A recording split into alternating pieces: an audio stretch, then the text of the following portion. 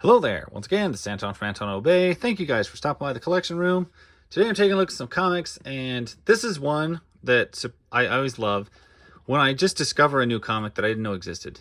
And this is Silver Storm from Aircel, or Aircel, I mean, 1 through 4. A series I have never heard of, ever. And I've been collecting comics for many, many years, so, I was very surprised to find out there was a book I didn't know about. Of course, it's from Aircel, because who knows much about Aircel? Not a lot.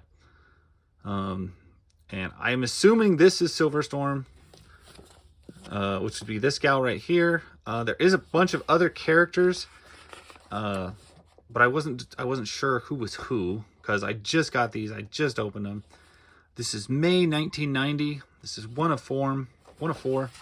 It's black and white. It's very rich looking art. It's got a nice polished edge to it. Some Aircel stuff that I've gotten has a very amateurish, weird look to it. I did pick up a bunch of issues of Scimitar recently. Meet Christopher Castle and almost indestructible suit of armor, and Natasha the model with the right man at the wrong time. Silver Storm, something like that. But pretty good looking book here. I can hear my poor Alistair son crying in the next room with his mom, probably having some gas pains. It's a kind of a thing with the wee lad. Wow, that is a lot of dialogue. This is something I've not seen with Aircel comics, is excessive dialogue. Most of the time, it's pretty scant in dialogue. And sometimes other things. Vote for your favorite comic. But no, like I said, I've never heard of this before. I have no idea about it. And I just want to kind of flip through them, because that kind of stuff just really intrigues me. And I've been looking more and more for 80s and 90s comics that I missed. I've pretty much come to the terms with the fact that, modern comics are not for me. And not for anyone, apparently, because nobody's really buying them. But I'm finding stuff back in the olden times, 80s and 90s, sometimes even 70s, that I didn't know about. And I'm getting a lot of enjoyment out of collecting just this obscurity. I love black and whites. I do prefer colors, but I can tolerate a good black and white. That's pretty much what you're going to get from Aircel. I don't think I've ever encountered much as far as like colored Aircel comics.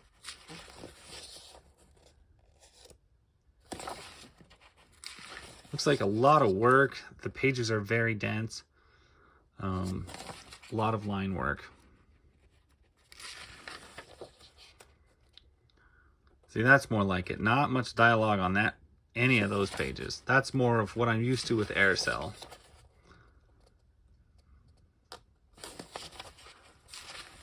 It's good looking stuff. Vampire's Kiss. I have not heard of that one.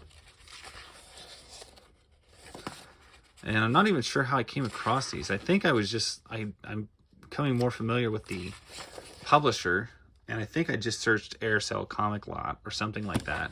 Oops. Just bumped my camera when I was scratching my eye. Nice. Or I might have just found Aircel Comic, because I found one issue of Silver Storm, and the guy wanted like $10 for it. And I was like, no. And looked around. I just did a search for Silver Storm, and ended up coming up with this lot, and this lot was only $5. So very excited about that for that price. The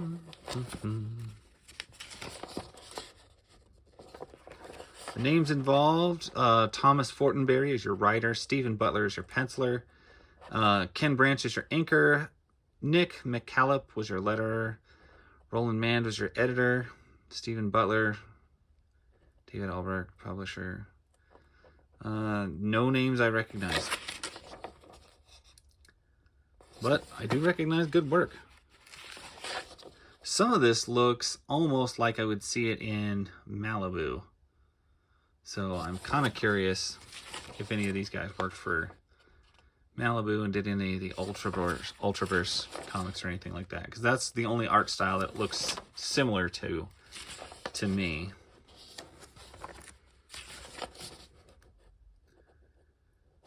Yeah, it would be beautiful in color. Not gonna lie. But it looks good in the black and white too.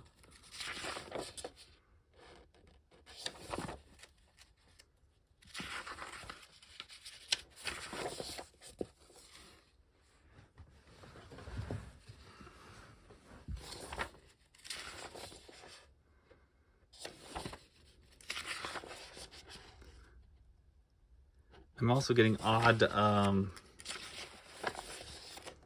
X-Mutants vibes off of some of the characters.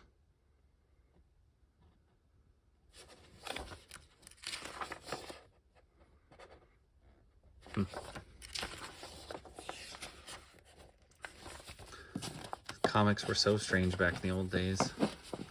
Old days as in 80s and 90s. Silverstorm, issue 4. It is kind of odd that there's so much pressure or so much focus on this guy and the other characters, and yet she's the only one who holds the title of the name.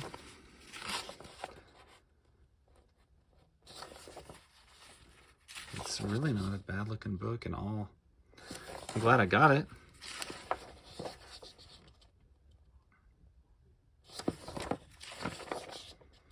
Planet of the Apes,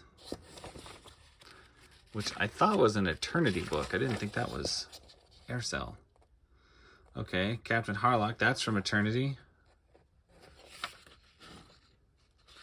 I wonder if Aircel and Eternity had some like crossover business dealings, because there's a lot of similarity in the work for some of their stuff. I'll have to look that up. I don't usually worry too much about publishers and stuff. I know there's publishers that I avoid. I guess I never really focus on how one publisher often turns into another. I probably should, because I mean that's how Marvel killed Malibu, which is one of my favorite comic companies ever. This has an interesting look to it. It's something that, you know, if you are looking for something that you didn't know existed, hopefully this is it. Hopefully you found it in these issues of Silverhawks, or I'm sorry, Silverstorm. We watch your arse. Bodyguard. Cat Claw from Eternity. That's a book I got quite a bit of. But yeah, great covers. A lot of work in the black and white interiors. They got a fun vibe to them. And the fact that it's Aircel and the fact that it's something I've never heard of, I think that's pretty cool. Anyway, thought I'd show those to you guys. You can let me know what you think in the comments if you'd like to. Otherwise, I will catch you guys later. Bye.